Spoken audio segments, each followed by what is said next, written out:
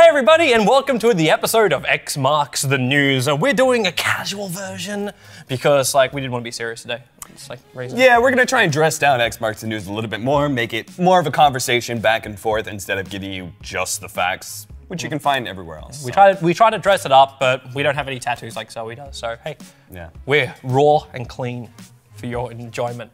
So first thing, this time around, Cap. Speaking of enjoyment, community had themselves a great old time, basically jizzing over Kuro as well as No-Tail. Yes, commentary of the event, but also the whole thing of the summit. It was the first time a LAN event was tried in Dota 2 like this. Yeah, very casual, bringing in the couch and everything like that. Yep. I'd say I think it really well, especially with being, let's be honest, bringing in all the Fnatic guys, just that by itself. Those guys are so charismatic, you know? How could you not love them? So having them on camera, just perfect. I was surprised to manage to fit that many people into one house, but everyone seemed to have themselves a great old time.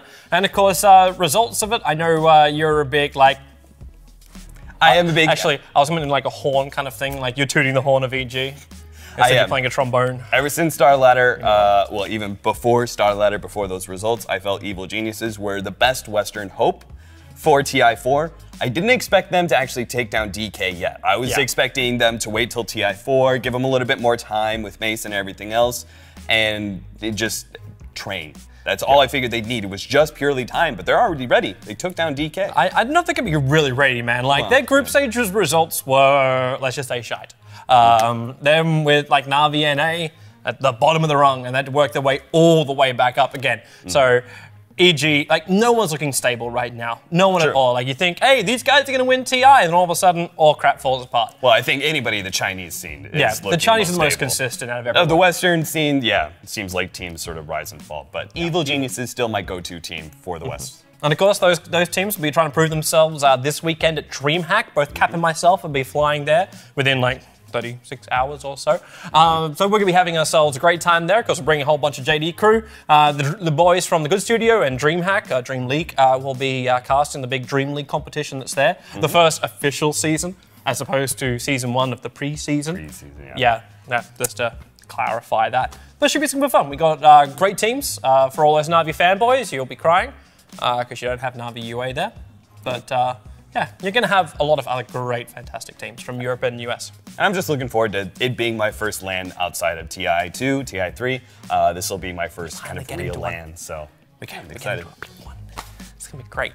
Yep. Yeah, but if you also want to watch some of the smaller stuff, or if you're actually competing yourself, we should always talk about the joinDOTA League is coming into a conclusion this season. We're almost at the playoff period for it, because if you keep your eyes peeled for it, you can sign up for the next season. But if you want to follow the current season, you've got US, Europe, and Southeast Asia.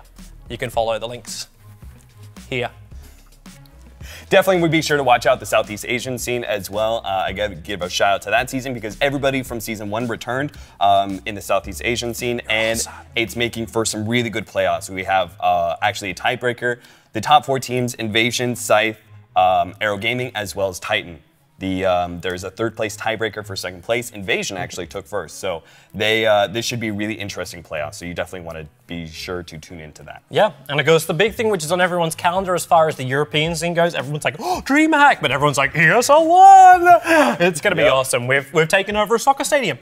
We've got the largest screen for any esports event ever, and we have the greatest teams from all around the world coming to compete. Cap as well. We finally... The big spotlight. DreamHack being my first LAN attending outside of TI2, TI3. ESL would be my first LAN casting event ever. Ever. Support him. So. Support him. It's going to be exciting. Well, slightly nervous. He'll prove that all his military training counts for jack all when he's on a main stage in front of that many people. But it's going to be great fun. Of course, if you haven't done so, get your tickets for the event. Pretty sure we can put a link over there. And if you want to buy the compendium, we'll put a link over here so you can buy it there. So yeah, follow those 2 things. ESL 1 coming up. And that's going to wrap up our X Marks news for the week. We're keeping it simple. We're keeping it classy. And... that's all. I don't know. I don't know about classy. A little bit more ass than class. But either way, definitely put a comments section below. Say if you like it, what else you want, kind of things, anything which interests you, your thoughts about the events, all that kind of jazz. Subscribe to the channel, like the video, all that kind of YouTube jazz. And we'll see you on the next show.